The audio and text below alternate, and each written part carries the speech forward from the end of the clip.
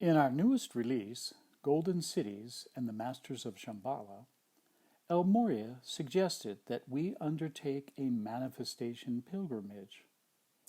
Morya explains the manifestation pilgrimage while sharing instruction on Adjutant Points. Remember, Adjutant Points are powerful points and energy portals that exist within a golden city. When you travel through a series of points, you can assist spiritual development and specific spiritual focuses and goals. Pilgrimage for Manifestation, page 153, Golden Cities and the Masters of Shamballa. In migratory work, this is the best pathway. However, for manifestation work, migratory pathways move in the opposite direction. For you see, you are working with migration to move from the physical to the spiritual. When you work in manifestation patterns, it moves from the spiritual to the physical plane. Sometimes it is better to start in the star and then define your pathway through the inner child points and the outer child points. These are always used for manifestation. Now, to be clear with you, these are cardinal points, not inner cardinal points. For instance, for a northern door application, start in the star and then move to the inner child point of the cardinal, due north. Then move to the outer child point, due north. In the eastern door, if there are issues you wish to bring into manifestation for relationships, you move from the star to the inner child to the outer child. Southern doors, for realizing healing into manifestation. Star to the inner child, then to the outer child. For illumination and enlightenment in the western door, follow the same pattern. This is perfect, for this will allow you to know even greater mysteries and knowledge of the manifestation process. So, we diligently planned for our trip. Since Lori is our researcher, she spent time locating the important locations we would travel to in our pilgrimage. We would follow Morya's instructions, and our travel would flow from the star to the star retreat, onward to the northern door heavenly point, and conclude in the Golden City Northern Cardinal Ashram. Just to let you know, Lori teaches mapping classes to her advanced students regarding Adjutant Points. This usually takes about 5 years. She integrates decades of study with the Ascended Master teachings, along with her study of classical Chinese feng shui landform. Here are the 4 points she located. 1. Mount Baldy, located in the White Mountains in Arizona. We have visited here dozens of times, so this would be very easy. The northern door, Blue Star Retreat, this is located between Mallory Springs and Kitchen Springs and is centered on Cerro Trigo, a mountain with 8,614 feet in elevation. The Gobean Heavenly Faith Ashram.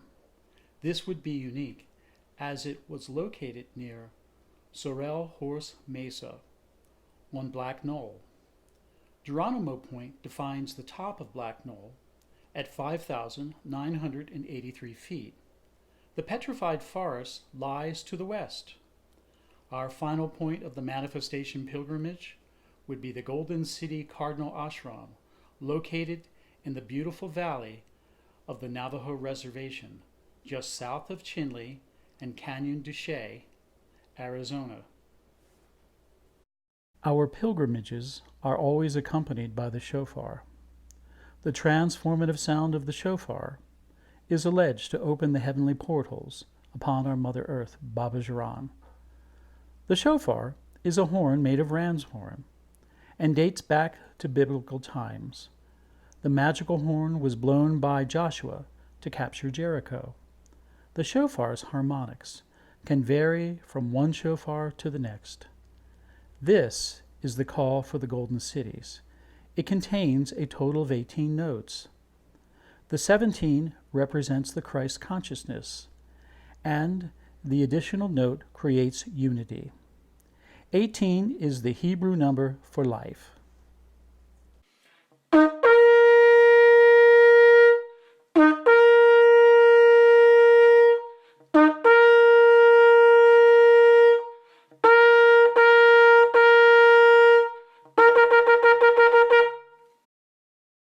We began our journey on Eastern Mount Baldy Trail. It was a beautiful early fall day, and as we hiked the trail, a hawk greeted us and a chipmunk scampered along the trail. The hierarch of Gobean is Morya. He serves the blue ray of the divine will, and this ray is steady, calm, persevering, determined, and disciplined. The Archangel Michael and his counterpart, Faith, also serve the blue ray. Gobean's lineage of gurus are Quetzalcoatl, Akhenaten, Serapis Bey, and now Morya. As we walked along the trail, we noticed a large rock off in the meadow. We hiked toward the rock, a beautiful rock, and immediately recognized it as an ascension point. We sat and rested there for a while, blew the mystical shofar, and spoke our prayers and chanted our decrees. The energy was peaceful, serene, and enchanting. As we hiked out, we noticed small violet flowers in bloom throughout the meadow. After a picnic lunch on the mountain, we focused our spiritual energies for the next stop, Cerro Trigo, the North Door Blue Star Retreat. Cerro Trigo is 20 miles as the crow flies due north from Mount Baldy. From Springerville, Cerro Trigo is located west off of Highway 260. As we drove due south off Highway 260 on gravel roads, the meadows were dotted with yellow sunflowers and colorful Indian paintbrush. Cerro Trigo's hierarch is Hiawatha, which means he makes rivers. This retreat serves the blue ray, and in Hiawatha's earth incarnation, he is attributed with the formation of the Iroquois Confederacy. As a magical master of light, Hiawatha protects the star of Gobean through harmony and the transformative power of nature. While exploring this majestic, beautiful mountain, we spotted a large alligator juniper with the radiance of the Bodhi tree. We were all drawn to the powerful and peaceful energies of the tree. We sat beneath its generous branches, and Lori walked around the tree and blew the shofar. The tree's trunk was sturdy, protective, and humble, much like the divine blue ray it represents. We could literally hear Hiawatha guiding and directing our pilgrimage. We also felt the presence of the Ganawida, the great Iroquois peacemaker, friend and teacher to Hiawatha. Interestingly, the Tree of Peace is depicted in the Hiawatha belt. The second day of our pilgrimage, we rose early in the morning to travel to the Petrified Forest. After checking and rechecking our maps, we weren't certain just how to get to the next point, the Gobean Heavenly Faith Ashram. There were two options for travel: through the Petrified Forest, a national park, and maybe find a connecting road, or travel north to Navajo, Arizona, then navigate our way south on gravel roads. Either way, we'd get there eventually, and traveling through the Petrified Forest would be unique, so we chose to drive through the park first. The sightseeing through the national park was remarkable, with so much to see, but sadly no connecting road to the east, so we pursued a route from Navajo south. This route takes time and patience, plus we suggest you have a good map and do not rely on your phone's navigation. You'll likely get lost. We recommend the Arizona Delorum map. This map is not the best for detailed topography, but you will find your way to Black Knoll. Also, don't pursue this point if it is wet or rainy. The road may be too muddy. Outer Adjutant Points change ray forces every 20 years. The reason for this is thoroughly explained in Golden Cities and the Masters of Shamballa, so you can read this information there. Gobean's primary ray force is the blue ray, but the northern heavenly point is the yellow gold ray. The hierarch of this point is Cassiopeia, an ascended being who is committed to raising humanity's consciousness as we move into the new times and the golden age. Cassiopeia is an ascended master from the great central sun, and understanding this piece of information is key to grasping just why the heavenly ashram of faith is located here. There are 180-degree views from the top of the road near the Knowles Peak. As you view from the west, you can see the eastern perimeter of the Petrified Forest. As you look out toward the south, you can see Mount Baldy in the distance. To Baldy's east side, you can see Escadilla Mountain, known as the Sleeping Buffalo.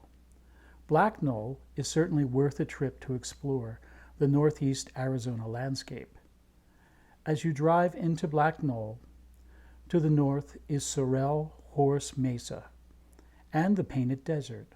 Much of this area resembles the Petrified Forest, so be sure to take in the stunning surroundings. Our final day of pilgrimage took us to the furthest distance. Since we were staying in Nutrioso, we needed to travel the full length of Gobean's northern door.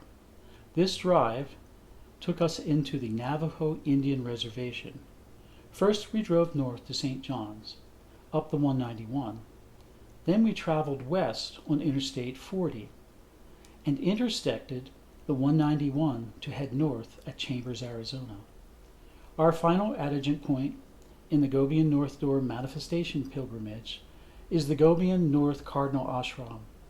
This is a powerful point where two major gateway energies converge, the creativity energies, and the Gobean stillness energies. The hierarch of this final point is the Elohim Vinan of the North Wind. Master Vinan is a teacher of detachment and non-interference, qualities of the violet ray, the color of this spiritual ashram.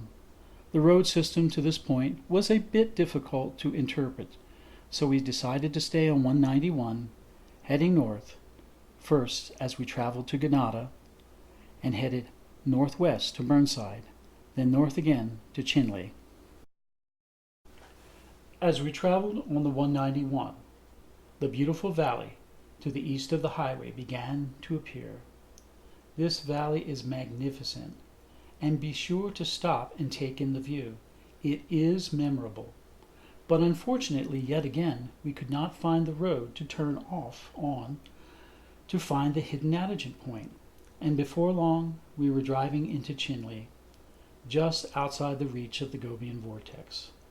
So we re-navigated to head south on Highway 27, and for about half of the drive, the road was under massive construction. We persevered, and within an hour entered the little village of Nazlini, located in the foothills of Defiance Plateau. We followed the highway up a steep grade and pulled over to take in one of the sweeping views of the beautiful valley. At the top of the grade, we pulled over to find a hidden path into the forest. We hiked in for about a quarter of a mile and found yet another tree that spoke to us for our spiritual ceremony. Dusk was rapidly approaching, so we quickly said our prayers when Master Vinan spoke to Lori and said, "Don't worry. If you're not exactly at the point, it doesn't matter. The entire magnificent valley is my ashram. I guess a windmaster needs a lot of space." We concluded our ceremony and decided to head back towards Holbrook, where we would find a hot meal, gas up our truck, and travel back to the sanction of the Gobean Star. As usual, throughout the spiritual pilgrimage, we learned a lot about ourselves. like the little things that get on our nerves, impatience triggers and indecisions. From the White Mountains to the plateaus and onward to the beautiful valley, it was clear that a little extra work, diligent patience, and appreciation for soft breezes and sunsets helped our entry into each stunning Adjutant Point. And of course, the great beings of light were by our side, giving their assistance: El Morya, Hiawatha, Cassiopeia, and Master Venon of the Wind. Lori and I thank you. Each mile we drove, or step we hiked, they guided and lit our path with the rays of blue, gold, and violet light. I hope someday you'll embark on your own manifestation pilgrimage into the Golden City doorways. And don't be afraid to travel the road less traveled. Remember the words of the poet Robert Frost, and that has made all the difference. And then add the wisdom of dear Lord Sananda.